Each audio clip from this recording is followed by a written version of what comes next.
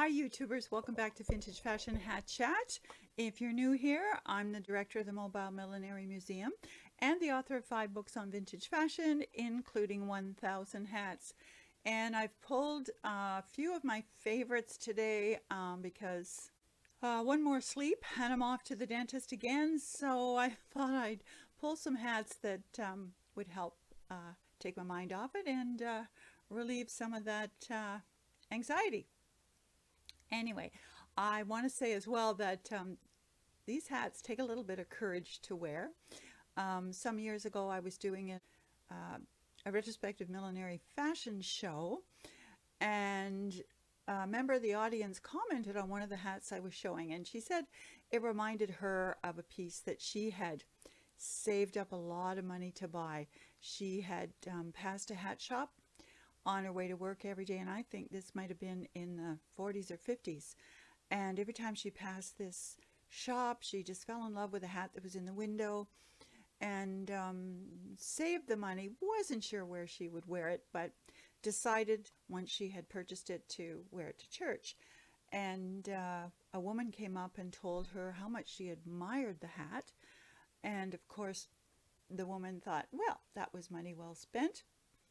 Until the admirer added, furthermore, I admire your courage to wear that. So, as we know, there are some beautiful pieces out there that many of us are drawn to, but we have to think, where would I wear it? What would people think? And of course, hats have fallen far out of fashion in the late 20th century that we're only getting started to wear them again. And a lot of us think that if we're not off to the races, if we're not off to the Kentucky Derby or Royal Ascot or the Queen's Plate, we really have no place to wear a fancy hat. Of course, fancy hats were always worn to weddings, and a couple of these I'm going to show you today are almost what resemble wedding cakes themselves. So if you were wearing a hat that could compete with the wedding cake, that would be really something. So first one I want to show you is this ostrich feather beauty. Now, the last video I told you about arsenic and old hats and how arsenic was used in the preservation of feathers and birds and clusters of feathers. This hat is perfectly safe. This one is from the 1960s. By that time, of course, they knew that removing ostrich feathers from the bird did not harm the bird at all. So these were done humanely. Doesn't this resemble something absolutely frivolous that you might see as the frosting on a cake? The blue satin bow is very distinctive of the 1960s. This hat was made in New York. The label is d'Argent and original. Quite a fancy piece. And it really makes me smile. So these feathers have been carefully dyed and curled. And just imagine this, perhaps on the mother of the bride or the mother of the groom, topping a lovely pale blue ensemble in the mid to late 1960s. It's fabulous. And this goes in the center front. Now, a lot of people ask me, collectors who are finding vintage hats at thrift stores and antique malls and outlets, why were these hats so small? They really weren't small. It's just that you were expected to wear the hat like a crown. I mean, unbelievable, isn't it? Well worth preserving. Now, in a similar vein, utilizing some ostrich feathers as well as some dyed domestic poultry feathers, we have another probably bridal hat. Could have even been a bride's going away hat in the 1960s.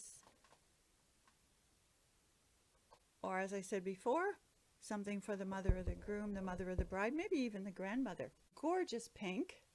And of course, in those days, if you were on the groom's side, mother of the groom or grandmother of the groom, you wanted to know first what color the mother of the bride would be wearing so that you would not be upstaging her, and then you would be able to make your selection. The label on this one is Stevenson, and this is from a Guelph, Ontario millinery salon. And hopefully you can see this label. Yeah. Cute little graphic of a hat box there in the corner. This again would have just sat crown-like on the back of your head. Oh, we have a feather that just wants to escape. That might need a little bit of restoration. But quite lovely. Now the next one is also way over the top, but it's more for a funeral. It's not extremely vintage. I think I don't think it's vintage at all. I probably bought it about 10 years ago. Yeah, let's let the hat speak for itself. So let's take the tissue out. It would have to be quite the funeral you were going to if you wore this.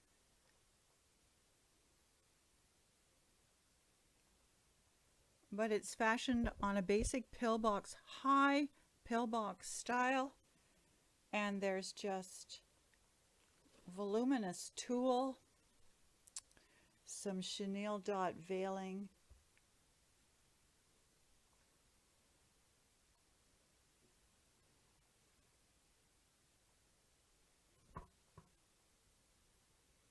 and really when I saw this, I purchased this at Beau Chapeau in Niagara-on-the-Lake, and many of you probably know that shop.